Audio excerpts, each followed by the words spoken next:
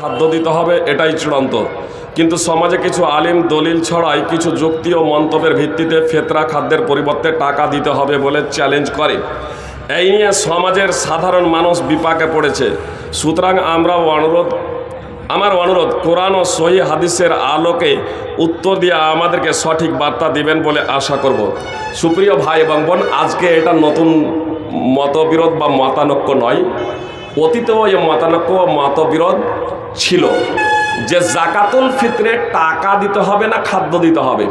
অবশ্য রাসূলুল্লাহ সাল্লাল্লাহু আলাইহি ওয়াসাল্লাম খাদ্যের কথা, তোয়ামের কথা উল্লেখ করেছেন, খাদ্যের কথা উল্লেখ করেছেন। খাদ্য দেওয়ার ব্যাপারে কারো কোনো দ্বিমত নেই। টাকা দেওয়ার ব্যাপারে ইমাম আবু হানিফা রাহিমাহুল্লাহ জায়েজ বলেছেন, অনুরূপভাবে উমর বিন আব্দুল আজিজ তারা এইদিকে গিয়েছেন। অপর পক্ষে ইমাম শাফি, ইমাম আহমদ ইবনে হাম্বল, ইমাম মালিক নাজায়েজ গিয়েছেন, নাজায়েজের দিকে গিয়েছেন। সৌদি ফতোয়া কমিটির মুফতিগণ তারাও নাজায়েজ বলেছেন। আল্লামা নসরুদ্দিন আলবানী, শেখ ইবনে বাজ এবং শেখ মোহাম্মদ সালেহ আল উসাইমিন, মোহাম্মদ সালেহ আল মুনাজ্জিদ, বর্তমানে মোহাম্মদ সালেহ আল মুনাজ্জিদ সৌদি আরবের বিখ্যাত মুফতি, তারা সকলেই নাজায়েজের দিকে গিয়েছেন। সমস্যাটা কেন আসছে বলুন তো? মতানৈক্য মতভেদটা কেন হচ্ছে? মতানৈক্য মতভেদটা তখনই হয় যখন সেটা কোরআন এবং সুন্নাতে স্পষ্টভাবে প্রমাণ থাকে না। জাকাতুল ফিতরে খাদ্যশস্য দেওয়ার ব্যাপারে মতানৈক্য মতভেদ নেই কেন? যেহেতু সেই বিষয়ে স্পষ্ট দলিল আছে, স্পষ্ট দলিল আছে। আল্লাহ তাআলা পবিত্র কোরআনে বলেছেন, ফাইন তানাজাতুম ফি শাইইন ফারুদ্দুহু ইলাল্লাহি ওয়া রাসূলি ইন কুনতুম তুমিনুনা বিল্লাহি ওয়াল ইয়াউমিল আখির। সূরা নিসা 4 নম্বর সূরার 59 নম্বর আয়াত। যখন আপোষে তোমাদের কোনো বিষয়ে মতবিরোধ মতানৈক্য হয়ে যাবে, তখন তোমরা তা পবিত্র কোরআন এবং সুন্নাহর দিকে প্রত্যাবর্তন করো, যদি আল্লাহ এবং আখিরাতে বিশ্বাসী হয়, আখিরাতে বিশ্বাসী হও। সুপ্রিয় ভাই এবং বোন, আমাদের সমাজে কতগুলো মতানৈক্য মতভেদ আছে, এমনকি আল্লাহ তাআলা প্রসঙ্গেও আহলে সুন্নাত ওয়াল জামাতরা মতানৈক্য মতভেদ করেছে তার গুণাবলীকে কেন্দ্র করে। সেই দিকে যাচ্ছি না, আমি শুধু আপনাদের এতটুকু বলতে চাই, আপনি একটা ইবাদত করছেন, জাকাতুল ফিতর একটা ইবাদত নয়? ইবাদত নয় জি। তাহলে কে জায়েজ না জায়েজ বলছে ও ছেড়ে দিন। যে বিষয়ে কারো কোনো দ্বিমত নেই সেই বিষয়টা যদি আপনি গ্রহণ করেন, কোনো সমস্যা আছে? আমরা সমস্যা তৈরি করছি, ইচ্ছা যদি করি সমস্যাগুলোর মূলোৎপাটন করতে পারি। তারপরেও আপনাদের বলবো যে এ সমস্যার সমাধান খুব সহজে সম্ভব। বিশেষ করে আহলে হাদিস বলে যারা আমরা দাবি করি, আহলে হাদিস বলে দাবি করি। কখন আমাকে জিজ্ঞেস করলেন, আমি একটা কথা বললাম, আবু তাহির সালাফিকে জিজ্ঞেস করলেন, উনি একটা কথা বলেন, বদরুদ্দোজা নদভীকে জিজ্ঞেস করলেন, উনি একটা কথা বললেন, এবার তিনজনকে বলেন বসতে হবে এক জায়গায়, আলোচনা করুন কোরআন এবং সুন্নাহ অনুযায়ী। এক জায়গায় বসে যখন আমরা মাজা ঘুষা যখন করব, বুঝতে পেরেছেন, আমি যখন বসতে চাচ্ছি না, তখন এবার আমাকে যখন বলপূর্বক বসাবেন, তখন এবার যখন আমরা একসাথে বসবো, তখন অবশ্যই যেটা হক আছে সেটা বের হয়ে আসবে না? আসবে না? অবশ্যই আসবে। আপনার মাযহাবীদের সাথে অনেক এরকম আলোচনা হয়েছে, পরিশেষে মাযহাবীরা তারা পরিবর্তন হয়ে গিয়েছে। জি, দক্ষিণ দিনাজপুরে যিনি আমাকে হত্যা করার জন্য এসেছিলেন ফিতনাবাজ বলে, পরবর্তীতে তিনি আহলে হাদিস হয়ে গিয়ে যে মসজিদে আমাকে হত্যা করতে উদ্যত হয়েছিলেন, সেই মসজিদে তিনি ইমাম হয়ে বলেছিলেন যে আমি যা পরিশ্রম করছিলাম এর থেকে বেশি পরিশ্রম করতে হবে। সুপ্রিয় ভাই এবং বোন, এজন্য আপনাদেরকে বলবো, কোনো আলেমকে খারাপ ধারণার দৃষ্টিকোণ থেকে দেখবেন না, কোনো আলেমকে গাল বন্ধ করবেন না। হয়তো তিনি যে কথাটা বলছেন সেটাকে তিনি বুঝেছেন, তার এটা মত, তিনি সেটাকে ভালো বুঝেছেন, সেটা স্বতন্ত্র ব্যাপার।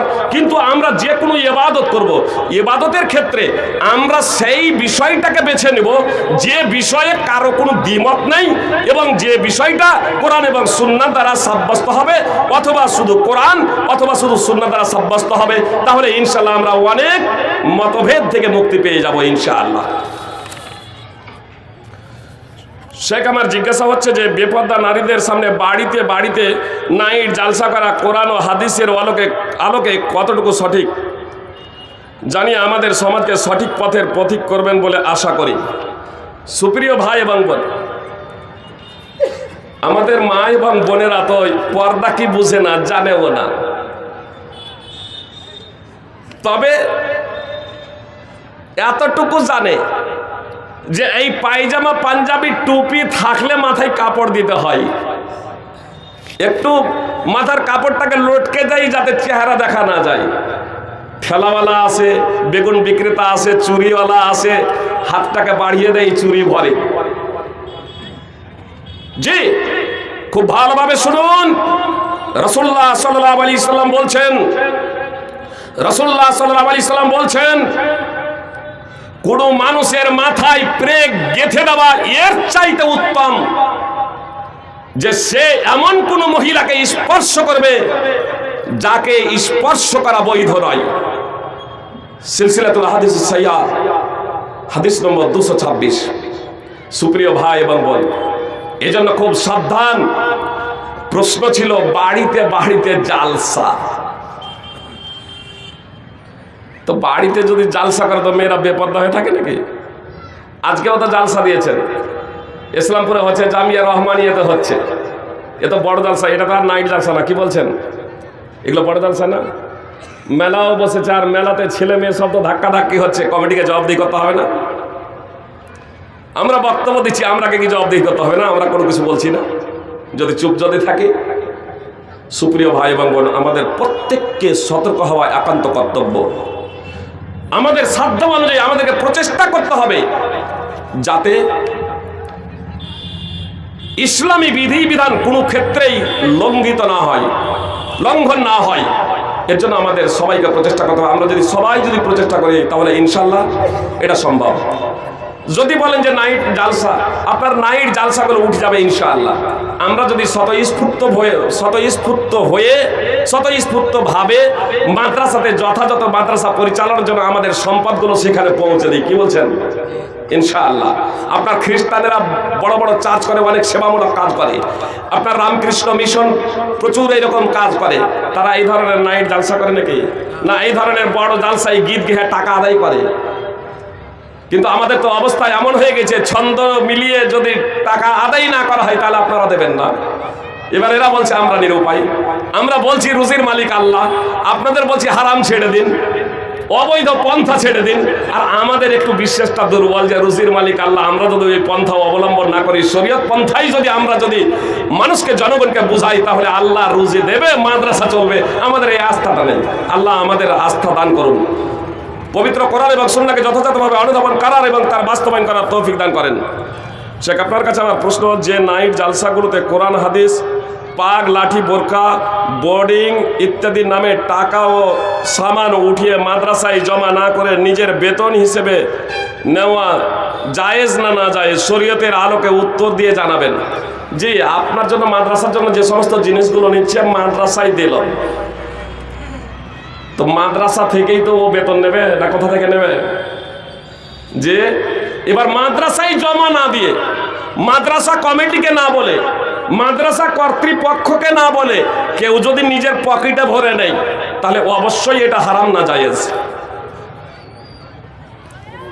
আমার প্রশ্ন যে জালসা মসজিদ মাদ্রাসার নেতৃত্ব কে করবে? কোরআন ও হাদিসের আলোকে উত্তর দিয়ে খুশি করবেন। সুপ্রিয় ভাই এবং বোন, মসজিদের নেতৃত্ব যারা কুফরি করে, যারা শিরক করে, তাদের অধিকার নেই যে মসজিদের সে মোতাওয়াল্লি হবে, তত্ত্বাবধায়ক হবে। কে করবে?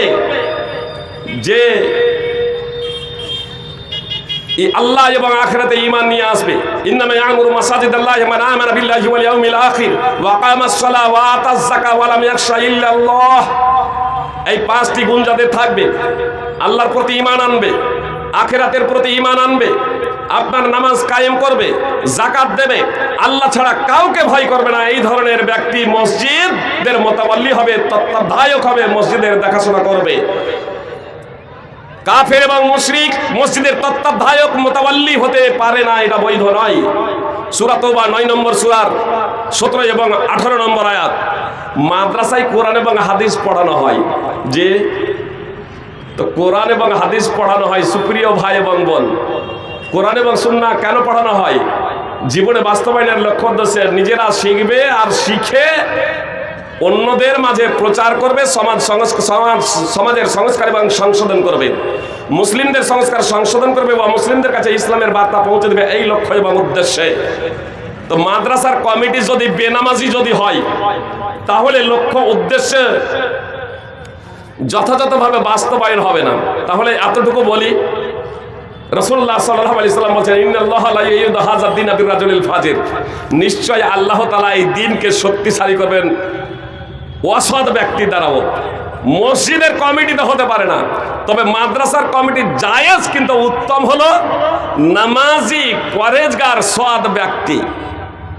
ইসলাম পরিচালনার ক্ষেত্রে যারা দায়িত্বশীল হবে, তাহলে মাদ্রাসার শিক্ষক, মসজিদের শিক্ষক, তারা নির্দ্বিধায় পবিত্র কোরআন আর সুন্নাহ তারা বলতে পারবেন। এবার মাদ্রাসা কমিটি হচ্ছে সুদখোর, মাদ্রাসা কমিটি হচ্ছে বেনামাজি। এবার মেম্বারে চেপেও বুক ধড়ফড় করছে। যদি হক কথা যদি বলি, তাহলে ওই মেম্বার থেকে নামলেই তো বলবে টিকিট কাট, মাদ্রাসা থেকে চাকরি বাদ দিয়ে চাকরি ক্যান্সেল করে দেবে। সুপ্রিয় ভাই এবং বোন, আল্লাহ আমাদের হেফাজত করুন, পবিত্র কোরআন এবং সুন্নাহকে যথাযথভাবে বাস্তবায়নের তৌফিক দান করুন। আমিন। আকুলু কাউলি হাযা আস্তাগফিরুল্লাহ লি ওয়া লাকুম লিল মুসলিমিন। আসসালামু আলাইকুম ওয়া রাহমাতুল্লাহি ওয়া বারাকাতুহু।